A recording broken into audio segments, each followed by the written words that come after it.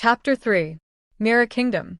Prince Tabo is set on a journey to Mira land with two of his trusted guards to seek for solution from the High Priestess, who possesses black magic. They got to the place. Only the prince was allowed inside while the two guards stayed behind. "I know why you are here," Mira said, performing black magic with her hands. "The great Mira of all. Please help me," Prince Tabo said. "You came to the right place, Prince Tabo. Before you can possess the throne, it requires sacrifice.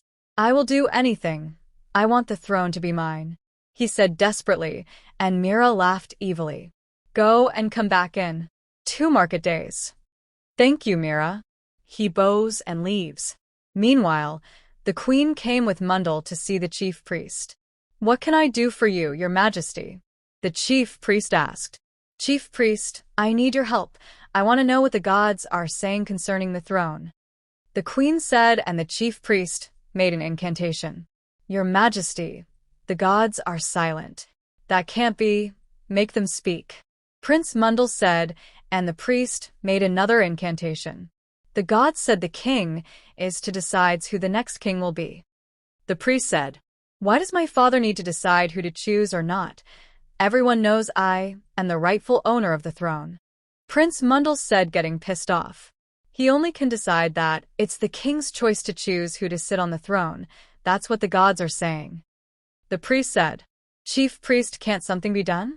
What if the king chooses his youngest son?" the queen asked. "I don't have the answer to that," he said, and continued his incantation.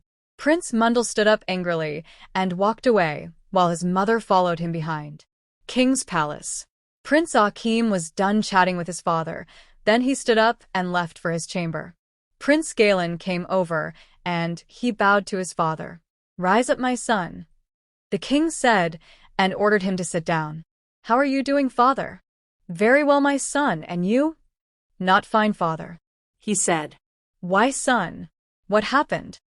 Is it true you are to choose one of us to be the king?" he asked, and the king was silent for a while. "Yes, son. But why do you have to choose, father? Everyone knows who the rightful owner of the throne is." "Yes, but the gods have spoken, and I must obey. If I may ask, who have you chosen?" "Akeem?" he asked, and the king was quiet. "Father?" "Galen, go to your chamber. I need to rest." "You can't do this, father. Akeem is not the rightful heir to the throne, and you know that Mundle is. Let the gods decide that." "But the gods have given you the task, Galen," he called, getting pissed off, and Prince Galen stood up and left his presence. Queen's chamber. "Mother, there's going to be a big problem," Prince Galen said. "How do you mean, son?" "I am just coming from father's chamber to confront him on who to choose, and it seems a silent answer is pointing to Akeem." "What?" Prince Tabo said. "Yes, we all need to stand our ground. Father has already made his choice." "Mother, you won't let this happen. You have to speak to father about this," Princess Alana said. "I will. That good-for-nothing son of a killer can't rule this kingdom," the queen said. "I will speak to father about this," Prince Mundle said. The next morning, Prince Mundle was discussing with the king when Prince Akeem entered. "Good morning, father." "Good morning, brother," he greeted cheerfully, and his father kindly responded to him, except Mundle, who stared angrily at him. "What are you doing here, Akeem? Can't you see I am in a discussion with father?" Prince Mundle said angrily. "I am sorry. I didn't mean to interrupt your meeting with father. I just came to tell father that I will be going out for my morning work." "Okay, son, you can go ahead. Take a guard with you." "I will, father." "Don't be late. Come home quick," he said, smiling. "I will, father." He bowed and then walked away, while the king smiled after him. "Father, your closeness towards Akeem troubled me.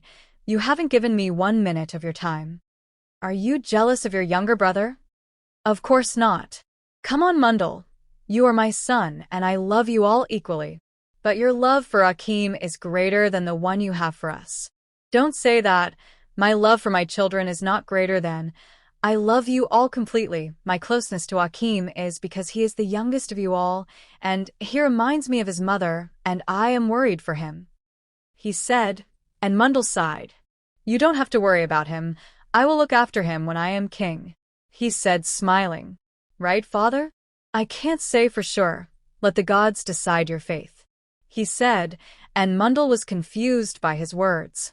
I don't get you, father. You will when the time comes. Meanwhile, Akim came to the mango tree near the stream to get some fruit. He sat down under it, eating the ripe mango he plucked from the tree. That has always been his morning food after his stepmother warned all the cooks in the palace, even the maids, not to give any food to him.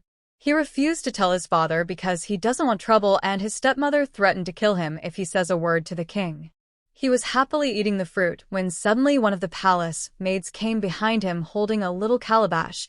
He was shocked to see her. Good morning, my prince. I brought you your food, she said, looking around if anyone was coming. How do you know I was here, and who asked you to bring food for me? No one, my prince. I sneaked out of the palace to get you this. I know the queen restricted us from giving you food. Are you new in the palace? Yes, my prince. She nods. What's your name? Zara, my prince. Thank you, Zara. You are actually the second person in this village to be nice to me. Thank you. You are welcome, my prince. I need to take my leave now. Okay. Thank you, and please be careful not to be seen. I will, my prince. She sneaks out, and Akim stares after her, smiling. He returned his gaze to the calabash. He was amazed by the aroma of the food. He dug in and started eating like a hungry lion. It's been long he ate real food.